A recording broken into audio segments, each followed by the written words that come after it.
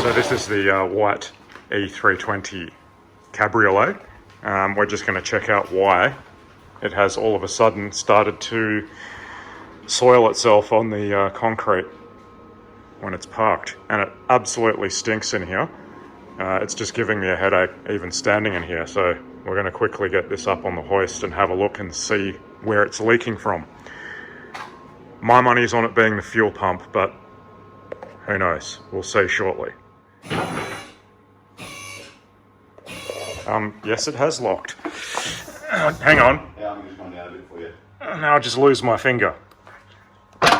Now you can lift it.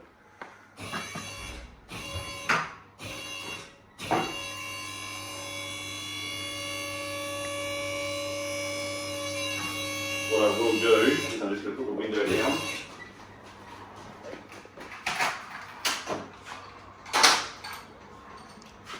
Much to my surprise, this Not rusty to shit. this has self-leveling rear suspension, and yes, I am aware of these little switches here. We will not be putting it in key position too, just in case we get explosive activation of that rear roll bar. I don't know what the deal is with that. I probably should have read up on it before we put this up on the hoist. Hopefully we haven't done something silly. But I'm sure if I have, I will get comments below. And someone will say, "You idiot." But oh well, you live and learn. And at least it's not my money that has to be spent. So the fuel pump cover is exactly the same as my sedan. It's held on Is with this also clipped on, or is it plastic nuts. No, it's just 4 plastic nuts and drops down. Okay, so I've got four on my noggin in a sec. You can see the fuel is leaking out of that drain hole there at the lowest point, as it's supposed to do when there's a malfunction. So we're about to see what's going on.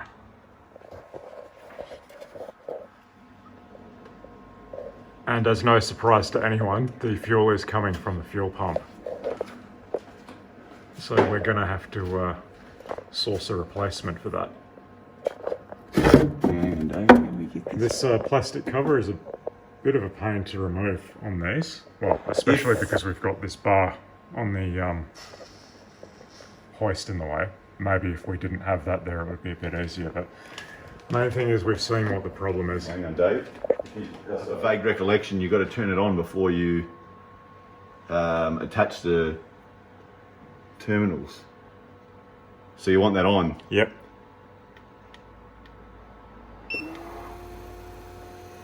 Dripping more.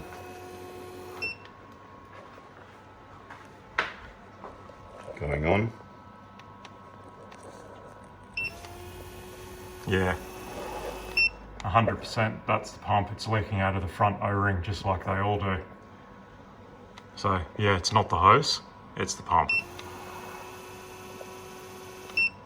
What a surprise. The only surprise is this one's not actually a Bosch, it's actually a Pierberg. But it's original genuine MB. Let's see if the replacement is long lasting like that as well. Just as an added bonus, we're going to drive in this 123 wagon that is now fully restored. I have showed this on my channel in the past, in progress, but now it's actually completed and ready to drive.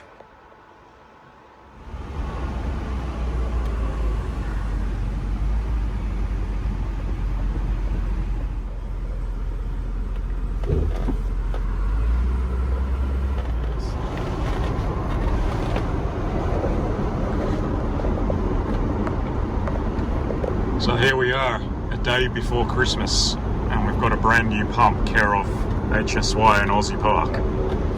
So we're just going to go and fit that now, as well as a new filter. My good service at HSY. Yep. Got there an hour before closing time, so pretty much this was meant to be. So we'll have this car running shortly. So these are the parts we're going to be fitting into the HFM E320 very shortly.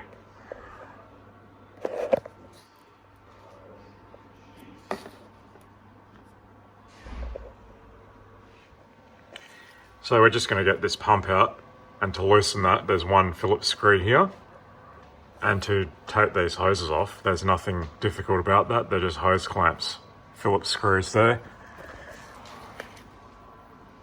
and at the rear as well, or front I should say. And you can't get those terminals incorrect, Dave? Yeah, one of them's bigger than the other, so you can't really screw it up. Right, so and there's two of us here. We're not going to clamp the hoses. We've got gloves. We're going to thumb them. So that's what we'll do.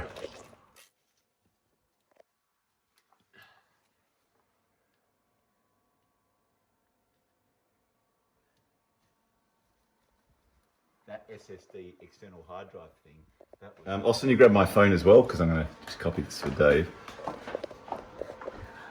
So we're just going to run this for like 30 seconds or so, just check for leaks. It's not connected to the car's electrical system, so yeah, it's not backfeeding. All right, I just want to prime it up and make sure there's no leaks. Can you run it for like 30 seconds, or does that turn off automatically? You can hear the pressure is building up. Keep going? Yeah, just run it. So now it's at operating pressure. Happy? And there's no leaks. So that's the cover reinstalled. Now we'll lower the car and give it a test. It should be fine. Coming down? Yep. Much to Nathan's disgust, his rear muffler is leaking. And these are rather difficult to find. Good. Alright, now we're test starting.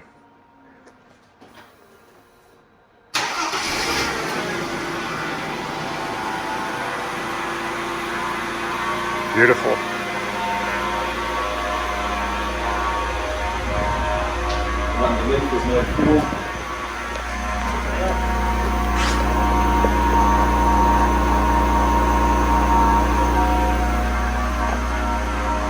Another leaky 124 pump fixed.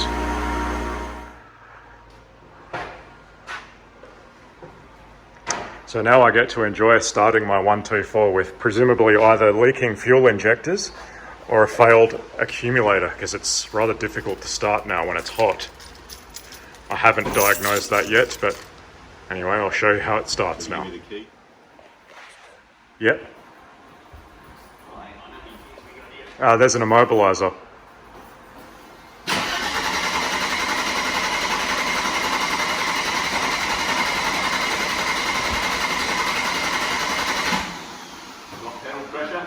Alright.